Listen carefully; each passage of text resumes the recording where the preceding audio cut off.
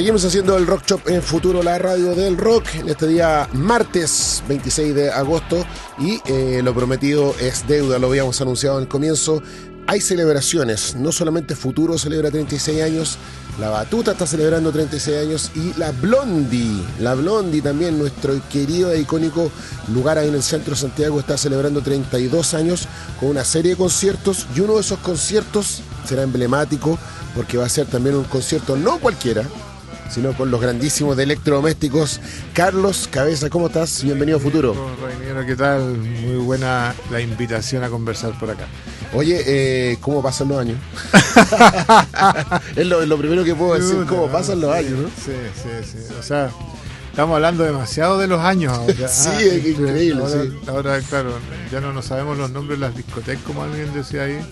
Sabemos los nombres de los remedios ahora.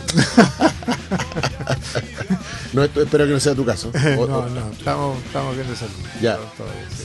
Bien de salud porque hay música, porque hay proyectos y obviamente hablemos un poco de, antes de hablar de la música y antes de hablar de obviamente electrodoméstico y lo que será este concierto, ¿qué es lo que es para ti la Blondie también? Mira, acabo como de pensar en eso, de decir, bueno, ¿qué significa Blondie? Porque no es un escenario cualquiera, es distinto, tiene una curaduría distinta también y donde uno piensa inmediatamente electrodoméstico como que cae muy bien parado en esa celebración. Sí, es que era un espacio muy significativo, muy emblemático, como tú dices, porque era un espacio muy distinto durante la dictadura, ¿cierto? Durante todos esos tiempos tan asfixiantes y donde era tan necesario encontrar un espacio donde tú pudieras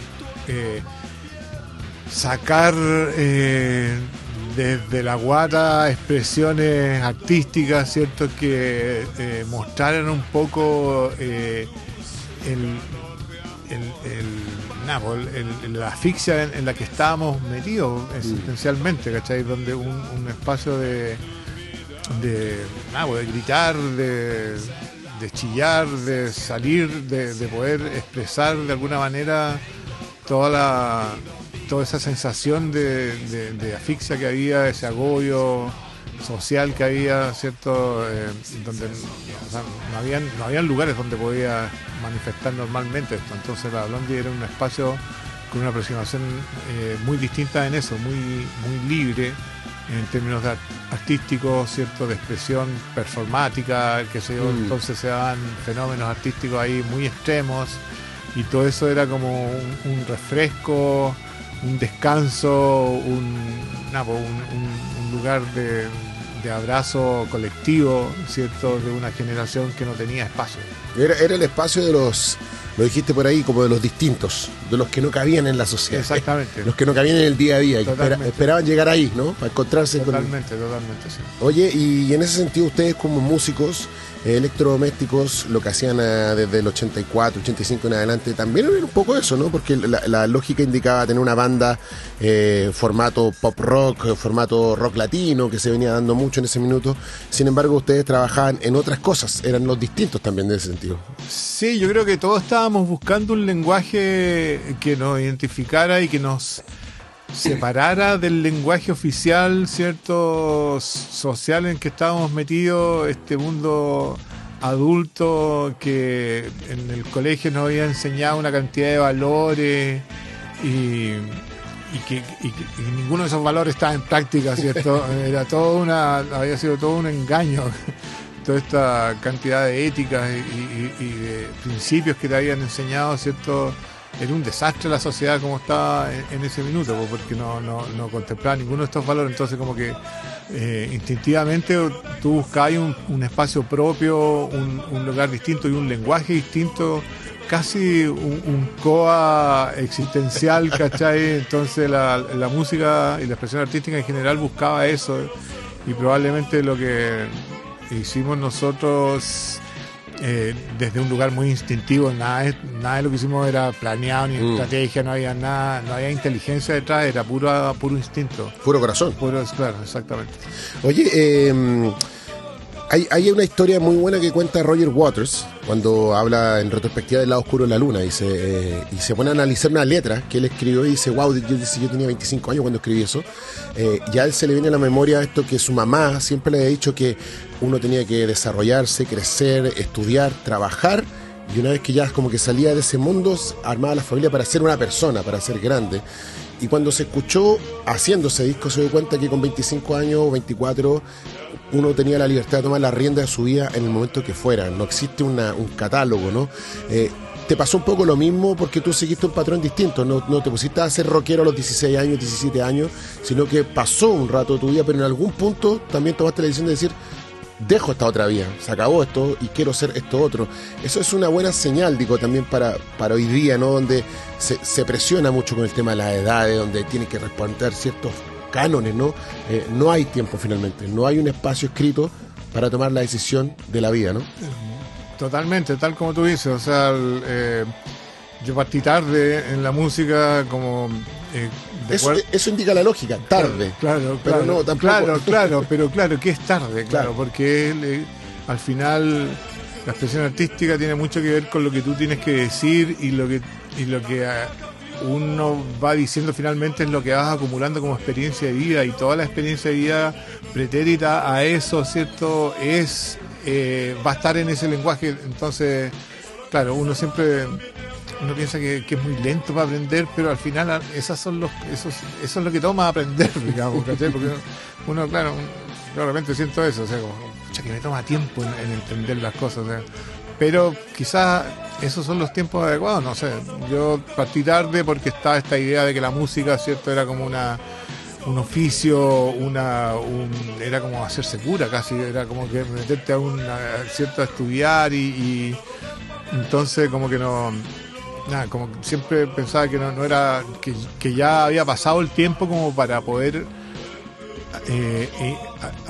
haber hecho ese camino, ¿cierto? Había que partir temprano, estudiar alguna destreza instrumental, academia, qué sé yo, entonces, pero la vida ahí movió las cosas de tal manera que en un momento después de este viaje a Londres, que sé yo, como que entendí las cosas de otra manera y entendí la música como algo mucho más normal de actividad entre las personas, ¿cierto? Con los amigos, que era un juego, no tenía ninguna de esas pretensiones,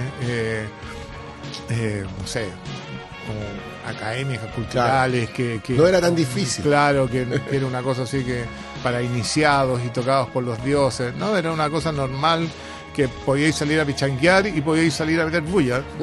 Que tenía más o menos lo mismo y tenía ese nivel de juego y de curiosidad y de asombro y de experimentación que uno tiene de cabro chico, que es bueno que mantener, ¿cierto? Porque te nutre la vida. Y eso pasó en ese viaje a Inglaterra, que fue un viaje que sale desde lo musical, o dijiste, no, quiero ir a Inglaterra a conocerlo. Claro, porque... Igual yo me imagino que eran bien melómanos, escuchabas música igual. Sí, claro, estaba alucinada con la música inglesa y tenía una tía ya con mis primos, tenía 3 hijos, 3 primos, entonces con ellos pasó esto, porque me invitaban al pub ahí a tomar cerveza, a jugar pool y después a pichanguear, y después había una sala donde habían instrumentos y todo tenía la misma normalidad. Claro, era una cosa doméstica y nada era mejor que otra, no, o sea, no... Era pasarlo bien y era el cariño que era divertirse juntos, más que nada, era pasarlo bien, era estar juntos y divertirse. Entonces, por ahí que termináis de entender que como que desaparece la pretensión, los sustos, y lo tomas desde un lugar mucho más normal, más lúdico, más cotidiano, y por ahí nos conocimos con Ernesto y Silvio y se armó la misma típica cosa, así como que tenía este lenguaje en común que empezaba a desarrollar, y dentro de ese lenguaje apareció todo este juego con los sonidos, con toda la tecnología que estaba apareciendo ahí, que facilitó las cosas, digamos. ¿Qué edad tenías tú cuando tomaste esa decisión? Como 27 años por ahí. Tampoco tan tarde, pero claro, insisto, para los cánones del minuto era ya era como ya no lo seguiste. Claro, o sea, era en tiempo, acuérdate que antes te casabas a los 20 y tantos, totalmente. Tenías hijos a los 25, sí. Y 2. Claro, el mínimo. Ahora todas esas escalas como que se ha estirado, ¿cierto? Entonces, para esos tiempos era claro, más, pero ya está. ¿Y lo has pasado bien en este gran viaje? Sí, o sea, es que como hay un tema que es como que nunca termináis de aprender, y eso es como muy nutritivo en términos existenciales, ¿cachai? Que como que eso de disfrutar, de aprender, de que la curiosidad esté activa, y la música te da eso, como que estáis todo el rato. O sea, más de alguna vez hemos escuchado que están todas las melodías hechas, que están todos los acordes, que ya todo como que casi como, no sé. Pero todo eso se cae estrepitosamente cuando aparece una canción con 3 notas y que de nuevo te deja alucinado y te deja con una emoción, ¿cachai? Entonces, nada, la música tiene eso, que siempre te va a sorprender, siempre te va a tener activo en términos de curiosidad y de experimentación, y ese espíritu que es bien de cabros chicos, ¿cierto? Y que la sociedad, tal como tú decías, y que hay un momento en que tú ya aprendiste y de ahí para adelante tenés que trabajar, ¿cierto? Y construir otra cosa. Entonces como que perdemos eso. Y creo que la expresión musical, la expresión artística en general, mantiene estos otros instintos activos, y eso te da mucha vitalidad. Carlos Cabeza, ¿cómo era grabar? Ya vamos a ir a los datos de la tocata y eso, pero me interesa también esta conversación. ¿Cómo era, sobre todo hoy día, que han pasado tanto tiempo y la tecnología está disponible? Hoy día con un botón uno puede acceder a millones de formas y sonidos y efectos y qué sé yo.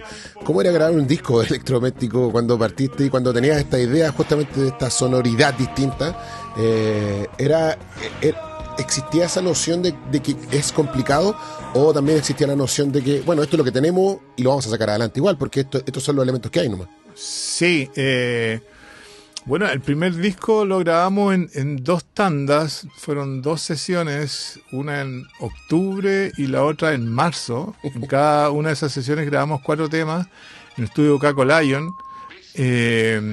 Caco Lion hay un gran aporte, un gran apoyo. Él también aportó creativamente mucho en ese primer disco, en el Viva Chile.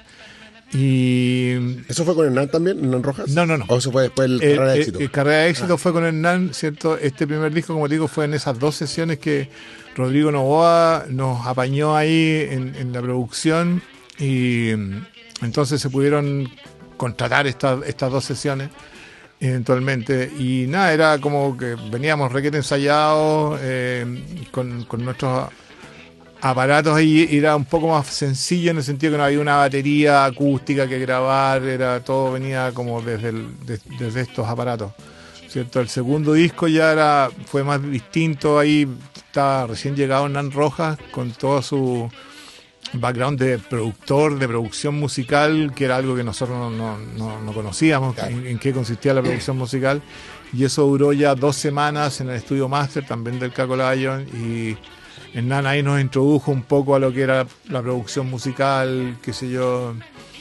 Él ahí en el Frío Misterio, por ejemplo, aquí falta una melodía, y ahí como que nos empujó hasta que apareció la melodía de la trompeta, qué sé yo. Pero él como que nos dio los primeros pasos en lo que significaba producir musicalmente. Así pasaban las cosas en esos tiempos. Y así fuiste aprendiendo tú también, porque después desarrollaste una gran carrera como productor musical hasta el día de hoy.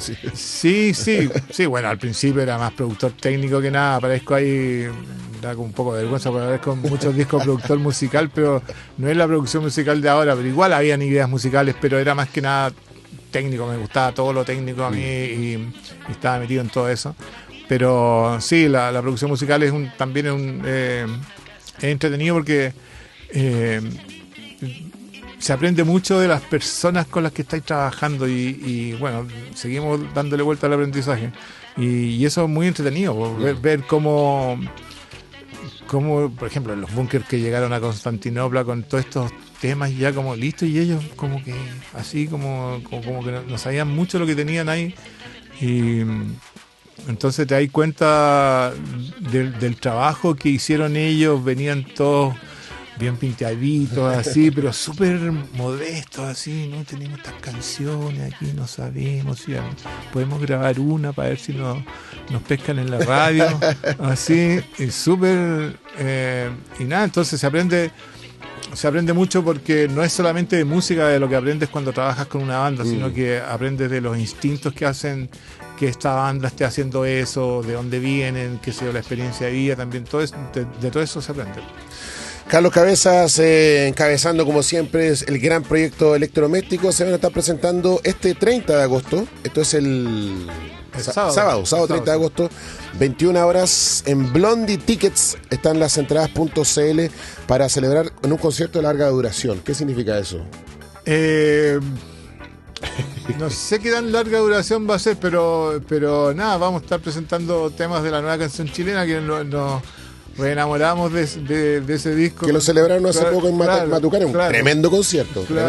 Claro, ahí como que nos bajó ahí el amor de nuevo por esos temas, entonces vamos a estar presentando algunos de esos temas y también de los últimos discos. Nada, va a ser una celebración ahí, los 32 años de la Blondie merecen celebrar, así que va a ser un buen cumpleaños. Esta conversación queda con punto suspensivo porque pronto vamos a estar conversando de nuevo para hablar de los 40 años de carrera de Carlos Cabeza, pero ese es otro cuento que vamos a estar celebrando más adelante. Así que, Carlos, gracias por estar acá y felicitaciones por esto. Saludos a los amigos de la Blondie, que sea un gran éxito lo del sábado.